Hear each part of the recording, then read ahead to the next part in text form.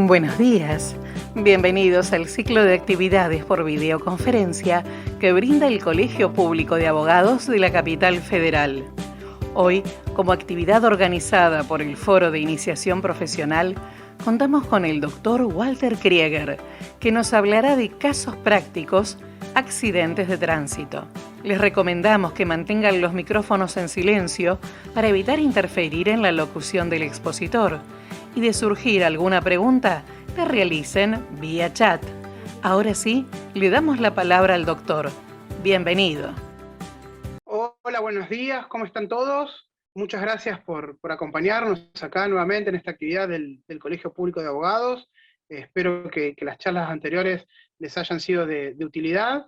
Y bueno, vamos a ir abriendo esta charla sobre accidentes de circulación, que es un poquito más amplio que el accidente de tránsito, comentándole algunas cuestiones que me parecen a mí trascendentes charlar respecto de cuál es la realidad con la que nos estamos enfrentando día a día en esta cuestión de los accidentes de circulación.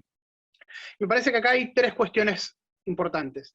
La primera y principal me parece que es toda la problemática que hay en torno a la extensión y las franquicias y demás de los contratos de seguros, cuáles son los criterios de las cámaras y cuáles son los criterios de la Corte, que son bien dispares. Acá tenemos un fuerte conflicto de interpretación y de aplicación del derecho entre la Cámara y entre la Corte Suprema.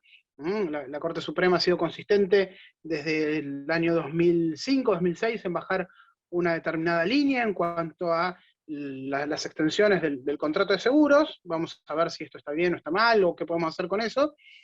Y las otras dos cuestiones que me parecen interesantes o necesarias charlar es, primero, la intervención de terceros, la necesidad o no de demandar a todos cuando tenemos un conductor, por ejemplo, que maneja un vehículo de un tercero, de una empresa, si es necesario citar al conductor o no. Y la tercera cuestión va a estar relacionada con el tema del factor de atribución de la responsabilidad. ¿Qué tenemos que probar y qué no en un accidente de tránsito, y cómo la jurisprudencia ha ido resolviendo determinadas cuestiones, más que nada porque hoy por hoy en el Código Civil y Comercial hay pautas claras al respecto, sobre todo tomando jurisprudencia ya que había en los fallos plenarios de la Cámara Civil. Así que bueno, como les digo siempre, más allá que después pueden ir agregando las preguntas en el chat para responderlas al final, si queda algún tema en el tintero o lo que quieren conversar, me pueden agregar en Instagram, mi usuario es krieger.walter, así que bueno, ahí vamos. ¿Qué nos pasa con el seguro? Vamos a arrancar por ahí. Tenemos un problema grande con el seguro, varios problemas con el seguro. Primero que la realidad económica de la Argentina, que es bien cíclica, y estos procesos inflacionarios que vivimos desde hace muchísimos años y que se aplacan y que volvemos a tener. No me voy a poner a hablar de economía, pero lo cierto es que en buena medida favorecen al deudor. Es un muy buen negocio en Argentina de haber plata, porque el paso del tiempo licúa la deuda, aun cuando la deuda fuera en dólares. Entonces, el incentivo que tiene desde la economía las compañías de seguros es a no pagar. Por eso terminamos litigando a veces accidentes de tránsito de chapa y pintura, donde el choque fue atrás, donde no hay demasiado para discutir, pero a la compañía de seguros lo que le interesa es la extensión al tiempo, la prolongación al tiempo, de manera de poder devaluar su dinero y pagar una indemnización devaluada, ¿no? Cuando cobramos el costo del arreglo de ese vehículo, claramente no nos alcanza ni para la mitad. Entonces, tenemos un primer problema que es una realidad inflacionaria frente, además, a tasas judiciales, que esto no está bien comprendido, y esto ya lo hemos hablado, de cómo se aplican las tasas, pero aún en el mejor de los casos, cuando algún juez comprende esta situación y nos otorgue una tasa activa desde el momento del hecho y demás, las tasas judiciales están siempre por debajo de los niveles de inflación. Piensen que con una inflación esperada del 50%, las tasas judiciales están en el 38, 39. Entonces, por cada año que pasa, el deudor nos gana 10 puntitos de valor real del dinero sobre el valor del crédito. Y pierde el actor 10 puntos por año en términos reales, no nominales, del valor del crédito. Por lo tanto, claramente el incentivo de nuestro sistema y de nuestra economía es al incumplimiento, no al cumplimiento. Hay un juez de Cámara en Estados Unidos, del segundo distrito de Nueva York, Richard Posner, que es uno de los padres del análisis económico del derecho, que desarrolló justamente la teoría del incumplimiento eficiente, lo cual es casi una verdad de perogrullo, pero muy cierta. Si a una persona le conviene más incumplir un contrato que cumplirlo, va a elegir por no cumplir. Si me conviene económicamente más no pagar que pagar, no voy a pagar. Entonces, el primer problema que tenemos frente al seguro es que tenemos un diseño legislativo y económico que incentiva el incumplimiento. Y por lo tanto vamos a terminar litigando cosas sin sentido por el solo mero paso del tiempo. Primera cuestión. Segunda cuestión, la ley de seguros es anterior a la reforma del Código Civil del año 1968. La reforma del Código Civil es la 17711 y la ley de seguros es de un año antes. ¿Y por qué es tan importante esto o en qué nos impacta esta cuestión histórica? Que la ley de seguros fue diseñada en su momento por un gran jurista que era Alperín, para un sistema de la responsabilidad civil que estaba pensado con su eje, con su centro, en el factor subjetivo de la responsabilidad. En la responsabilidad civil, en el derecho de daños del año 67, 66, antes de que se introdujera el anterior artículo 1113, el eje de la responsabilidad civil, el factor de atribución de la responsabilidad preponderante del sistema, era el factor subjetivo. Existían algunos supuestos de responsabilidad objetiva, no es que se inventó la responsabilidad objetiva en el año 68, de hecho la responsabilidad objetiva viene desde el derecho romano, ¿no? Y ya existían en nuestro Código Civil con la responsabilidad del frentista por las cosas que caían del balcón, en el código aeronáutico por los daños que sufrían los pasajeros, o los daños que sufrían terceros si el avión se caía, o se caía algo del avión, o la responsabilidad del dueño de los animales cuando el animal atacaba a alguien. En esos supuestos, ya el código, inclusive antes del 68, preveía supuestos de factor de atribución de la responsabilidad de tipo objetivo. Ahora, el centro era el factor subjetivo. Entonces, si nosotros teníamos un accidente de circulación anterior al año 68, nuestra obligación como parte actora era demostrar la culpa del conductor, demostrar que pasó el semáforo en rojo, que no tenía dominio del vehículo, que hizo una maniobra imprudente, etcétera, etcétera, etcétera.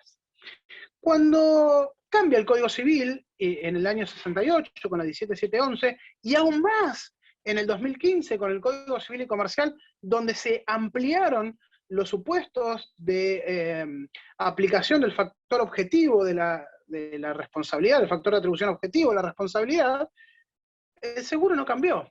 Y por lo tanto nos quedamos con un sistema de responsabilidad civil donde cada vez empezó a tener más preponderancia el factor objetivo de atribución de la responsabilidad, con una ley de seguros pensada y aún vigente para otro sistema.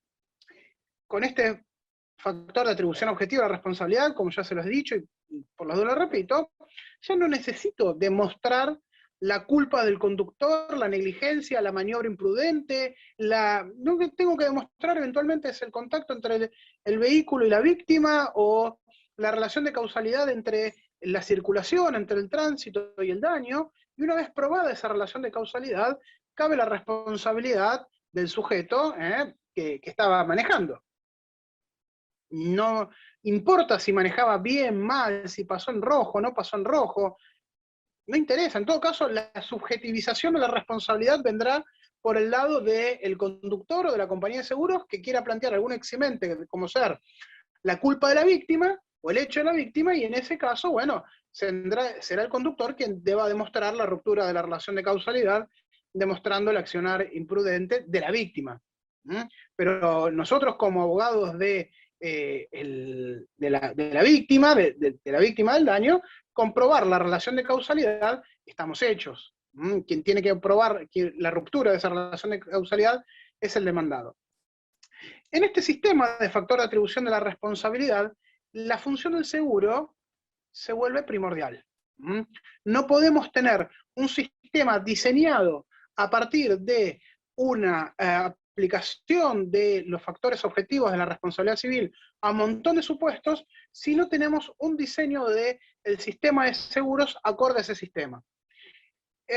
La vieja discusión en doctrina, y vieja porque es muy vieja en serio, y a veces hasta subsiste en el siglo XXI, con algunos autores que se han quedado con citas de autores franceses del siglo XIX, siguen discutiendo si es mejor la responsabilidad objetiva o la responsabilidad subjetiva. Si es mejor tener un sistema basado en la culpa, o si es mejor tener un sistema basado en la responsabilidad por riesgo, por garantía o por equidad. La realidad es que cuando se empieza a analizar la problemática desde el análisis económico del derecho, lo que encontramos es que poco importa cuál sistema tomemos. Los dos son igualmente eficientes en términos económicos, tanto para prevenir el daño como para reparar el daño que eventualmente alguno lo haya sufrido.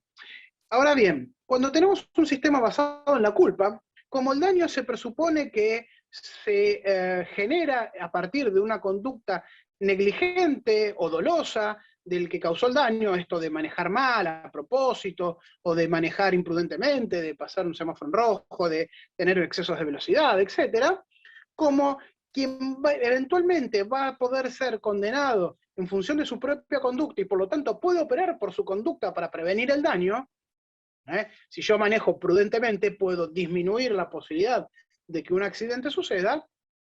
En este sistema es razonable tener un sistema de seguros como el que tenemos en la ley de seguros vigente. ¿Por qué? Porque como yo puedo intervenir para evitar una condena por daños, manejando prudentemente, es lógico que el seguro me ponga límites de cobertura, franquicias, que tenga causales de exclusión de la cobertura en función de mi propia conducta, porque la posibilidad de que el seguro tenga que responder por esos daños va a estar íntimamente ligada a mi proceder. De manera tal que si yo procedo correctamente, no tengo que pagar, el seguro tampoco, y si yo hago algo malo, el seguro no responderá, la condena recaerá sobre mi persona, y por lo tanto, afrontaré las consecuencias de mi obrar negligente o imprudente.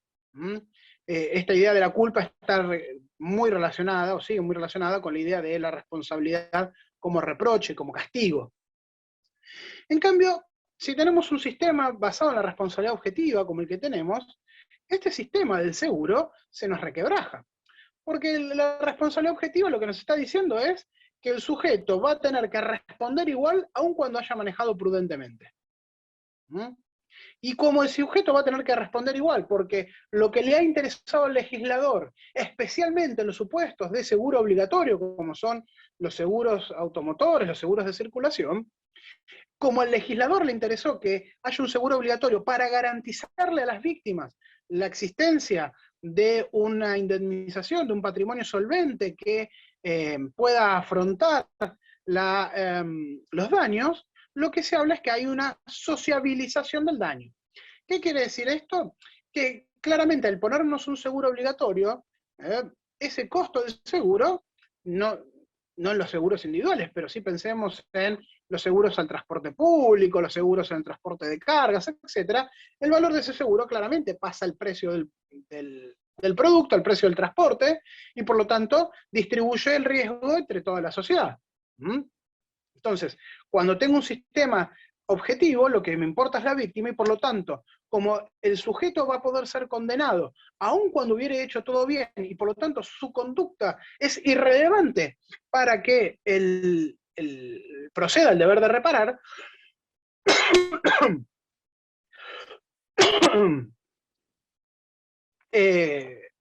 lo que va a significar o lo que va a generar esto es que nuestra ley de seguros debería ir acorde a esta cuestión.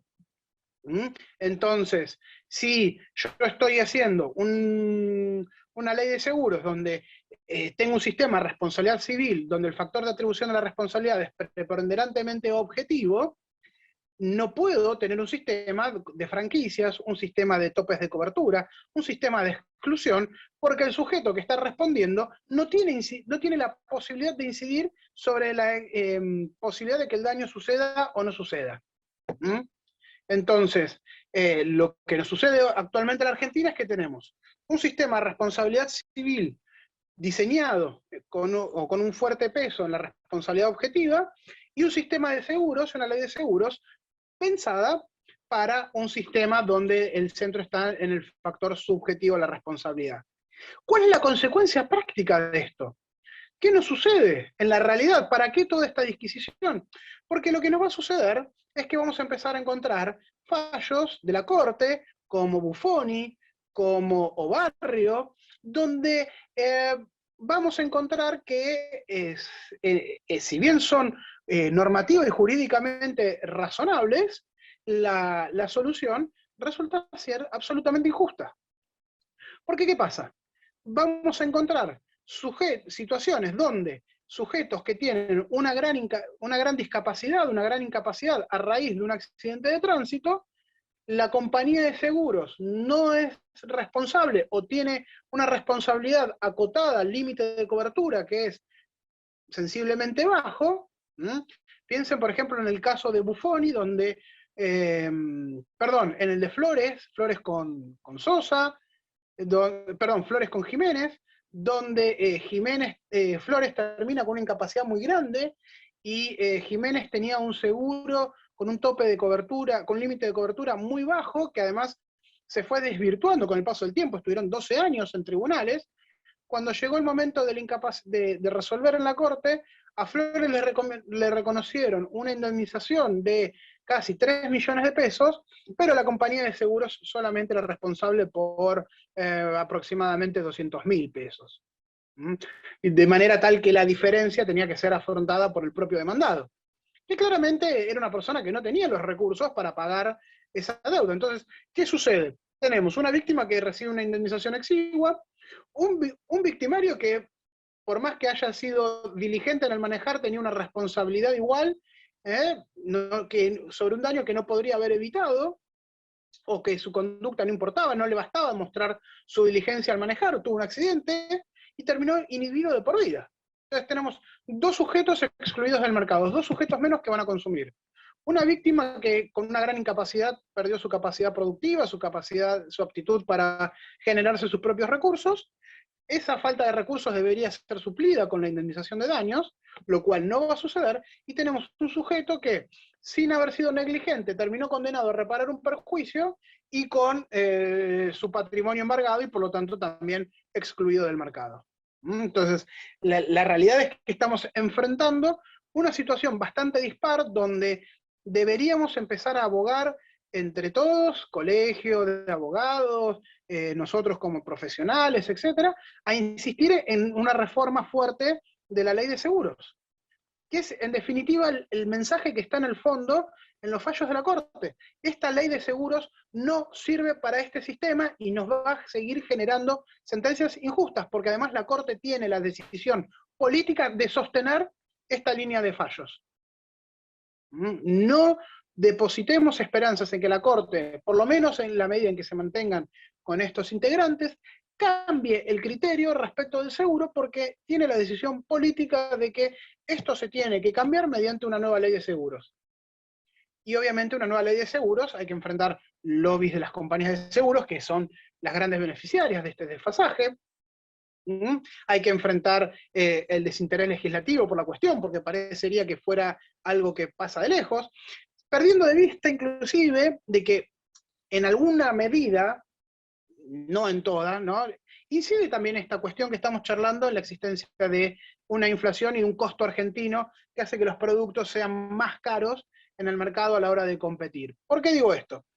Supongamos que, no digo que es la única causa de la inflación, claramente el déficit fiscal, la emisión monetaria excesiva y demás son las principales causas, pero esto también incide, miren cómo. Supongamos que yo soy dueño de una empresa de transporte, y yo sé que voy a tener que responder por los daños y perjuicios que cause algún camionero, algún transportista de mi empresa, y por lo tanto tomo un seguro de responsabilidad objetiva que yo sé que cualquier cosa que pase va a pagar el seguro.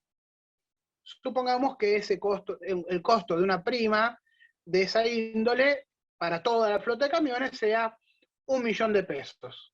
Pues bien, yo ya voy a saber que ese 1.000.000 de pesos lo voy a tener que incluir dentro del precio del transporte, que va a estar distribuido entre todos los camiones y entre todo el transporte que yo haga, y por lo tanto mi distribución del costo va a estar acotado a ese 1.000.000 de pesos.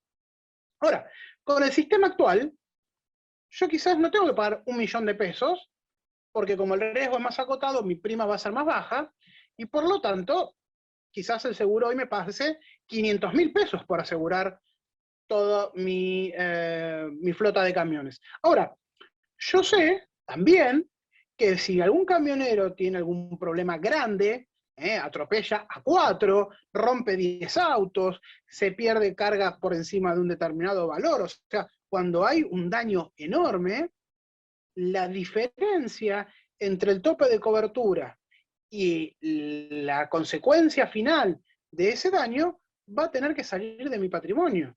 Y adivinen qué voy a hacer yo, señor empresario, con ese riesgo, ese por las dudas. Lo voy a trasladar también al costo del servicio. Entonces, si yo sé que eventualmente voy a tener que enfrentar un costo de 5, 6, 7 millones de pesos, porque mi tope de cobertura, bueno, ahora los aumentaron la semana pasada a 7 millones de pesos. Si mi riesgo es que voy a tener que enfrentar daños por 5 o 6 millones de pesos más, lo que voy a hacer claramente es trasladar ese daño estimado, ese riesgo estimado, al precio. Entonces, traslado el precio de la prima más el precio del riesgo de que tenga que poner plata por encima de lo que pone el seguro. Y así, ese transporte termina saliendo mucho más caro. Entonces, la ausencia de una ley de seguros razonable también impacta en la formación de precios, porque el empresario traslada ese riesgo eventual al precio del servicio o del producto. Y esto va a seguir siendo así porque nadie va a ser tan ingenuo de creer de que el empresario va a salir a poner la plata de su bolsillo. Estamos todos de acuerdo de que el empresario quiere ganar dinero y está muy bien, para eso está, y por lo tanto los eventuales riesgos del negocio siempre se trasladan a precio. Es una fantasía, una ilusión creer que el empresario no va a trasladar este riesgo a precio y que si pasa algo la pone en su bolsillo. Entonces, el gran problema, o el primer gran problema que tenemos con los accidentes de circulación es la existencia de franquicias y sobre todo de topes de cobertura que se devalúan muy rápidamente con el paso del tiempo. Hoy un tope de cobertura de 8 millones de pesos, que es el nuevo monto que puso la Superintendencia de Seguros para los accidentes para el seguro obligatorio automotor, para la responsabilidad civil frente a terceros, nos puede parecer una suma razonable. Seguramente 8 millones de pesos, causar daños por más de 8 millones de pesos, tiene que haber salido con el auto a matar tipo los jueguitos electrónicos. Ahora, el tope anterior era de 5 millones. Y ya 5 millones de pesos hoy, y atropellaste una familia y no te alcanza. Entonces, ojo porque los montos se deprecian muy rápido y los montos se van depreciando a lo largo de lo que dura el juicio. Entonces, el tipo que tuvo un accidente hace 2 meses con un tope de 5 millones, que lo va a pagar en 4 años, si el juzgado no le actualiza el monto y no toma los nuevos montos de la superintendencia, cuestión que también está discutida en las cámaras, si se aplica el monto, el tope de cobertura vigente al momento del hecho o el tope de cobertura vigente al momento del pago, y no hay jurisprudencia unánime al respecto, nuestro tope de cobertura puede llegar puede terminar siendo una trampa, como le pasó a Flores, que después de 12 años terminó recibiendo una indemnización de 300.000 pesos. Entonces, ahí tenemos el primero de los problemas de difícil solución, porque hay más cuestiones de índole política y de índole legislativa que jurídicas. Nosotros desde nuestro lugar lo que podemos seguir haciendo es pidiendo la actualización de intereses con capitalización al momento de la demanda y con capitalización al momento del pago de la sentencia, plantear, denunciar las demoras, pedir reservas técnicas a las compañías de seguro, de manera de tratar de minar de alguna manera este cálculo de conveniencia entre cumplir y no cumplir. Bien, este es el primer tema. El segundo tema, los otros temas son bastante más sencillos porque aparecen más resueltos en el Código Civil y Comercial. El primero de los temas habíamos dicho, ¿qué pasa cuando tengo la intervención de un tercero? Típico caso, accidente con un colectivo, accidente con un camión, donde el que maneja el vehículo está ejerciendo la guarda, pero claramente no es el titular. Y además, francamente, cuando tenemos un accidente con un colectivo, con un camión, no nos interesa hacerle juicio al camionero, al colectivero, desde el punto de vista civil. Lo que nos interesa es el juicio a la compañía, que es además quien ha sido seguramente la tomadora del seguro, y es quien habrá de tener el patrimonio solvente para responder por ese daño. Antiguamente, antes de 2015, la litis tenía que estar integrada por todos, y perdíamos enorme cantidad de años buscando el colectivero, buscando el camionero, que a veces no se encontraba el domicilio, que vaya a saber uno dónde estaba, y demás.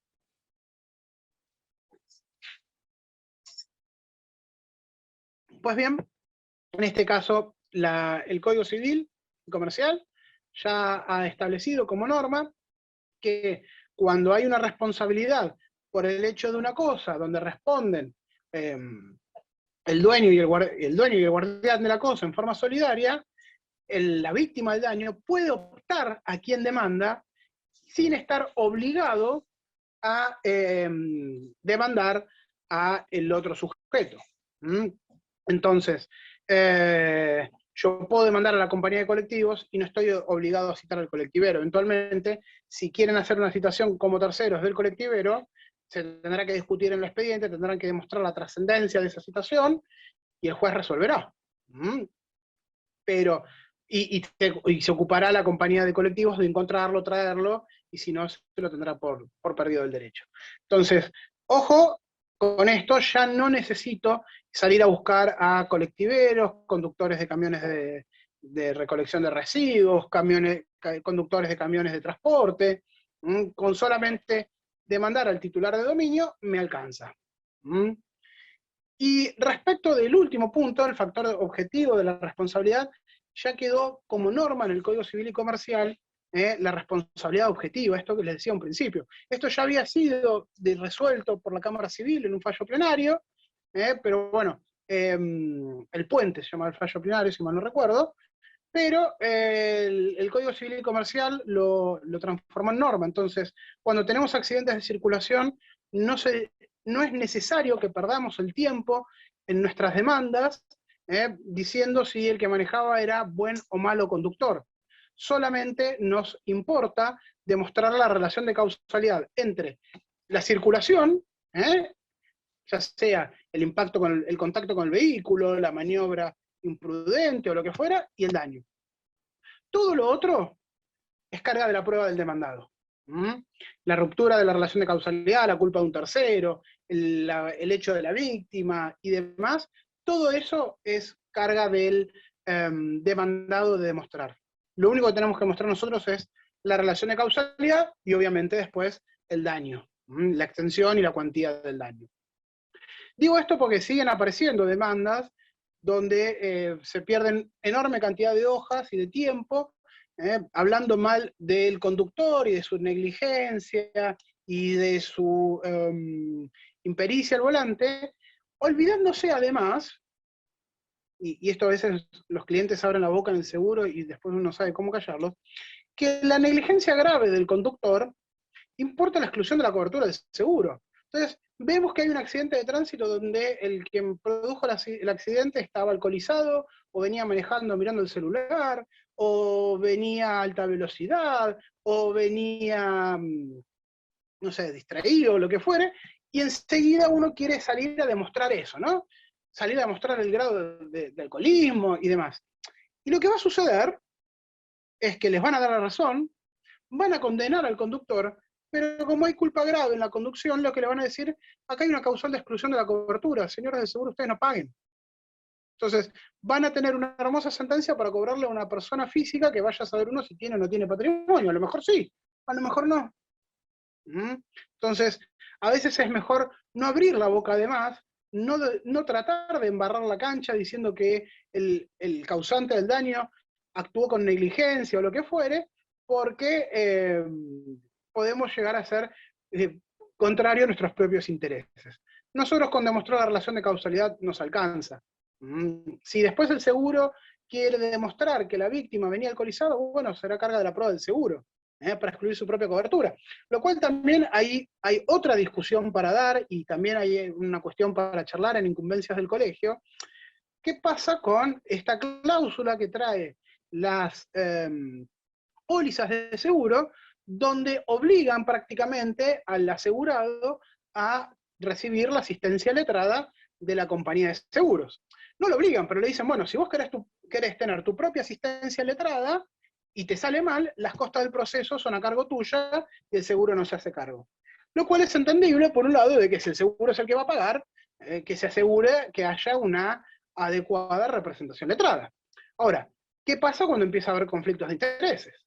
¿No? ¿Qué pasa cuando el seguro quiere salir a demostrar que su asegurado estaba alcoholizado, que su asegurado obró con negligencia suficiente, que justificaba la exclusión de cobertura? Este sujeto queda indefenso.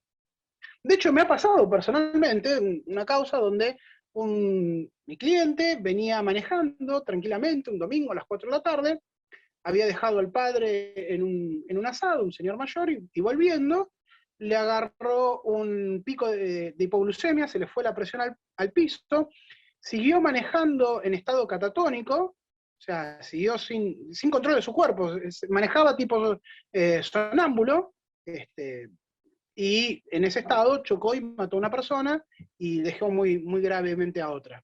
Claro, uno veía las cámaras de video y el tipo parecía que estaba manejando a 100 kilómetros por hora por una calle de Flores, y la realidad es que realmente tuvo el pico de hipoglucemia y médicamente se demostró que fue un ataque de hipoglucemia.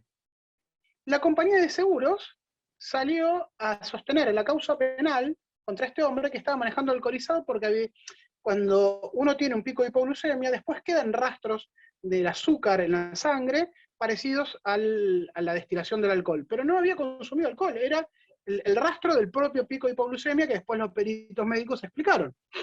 Claro, la compañía de seguros, para no responder por ese daño enorme que había sucedido, lo estaba mandando en cana a este hombre, y le estaba diciendo poco más que había manejado borracho.